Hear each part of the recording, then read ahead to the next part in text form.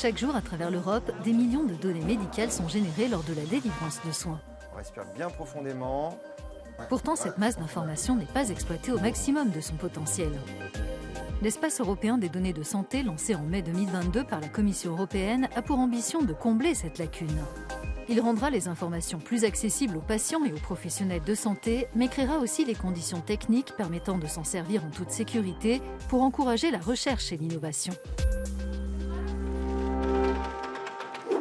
Il y a deux types d'usage des données de santé. Une utilisation primaire liée aux soins comme la consultation d'un médecin et une utilisation secondaire en référence au traitement de ces informations dans des conditions sûres et confidentielles en vue d'élaborer des politiques ou d'améliorer des produits de santé par exemple. Direction la Grèce pour découvrir comment une entreprise de santé numérique peut bénéficier de ce partage de données et surmonter l'actuelle fragmentation des normes dans le domaine de la santé en Europe. Pour élargir l'éventail d'opportunités commerciales, des organisations comme Integrating the Healthcare Enterprise, IHE, font la promotion de spécifications communes.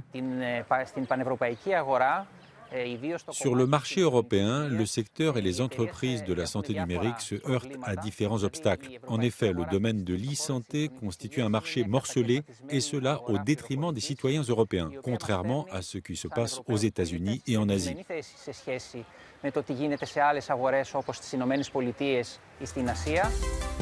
Le marché européen de l'e-santé représente une valeur d'environ 40 milliards d'euros et il ne cesse de croître. Dans le cas de cette entreprise spécialisée dans les produits de santé électronique, un échange coordonné des données lui donnerait accès à de nouveaux marchés en Europe. Une nouvelle donne favorable aux affaires et aux patients.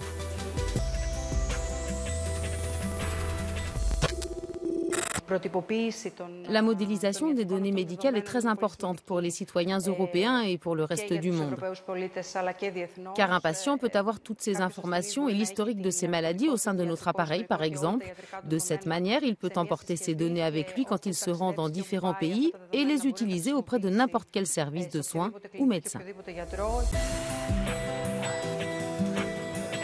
En améliorant l'interopérabilité entre les prestataires de soins dans toute l'Europe, il sera également possible d'éviter la répétition d'analyses, par exemple, ce qui aura des effets positifs sur le coût des soins et le suivi des patients.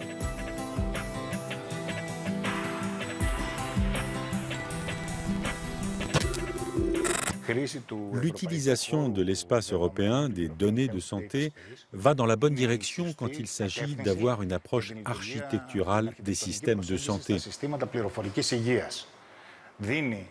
Cela met l'Europe sur de bons rails pour pouvoir mettre en place un secteur de l'e-santé et des services de qualité.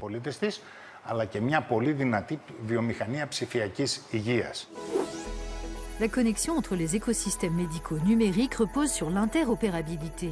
Celle-ci est possible quand les systèmes informatiques lisent, exploitent et échangent des données en utilisant le même langage.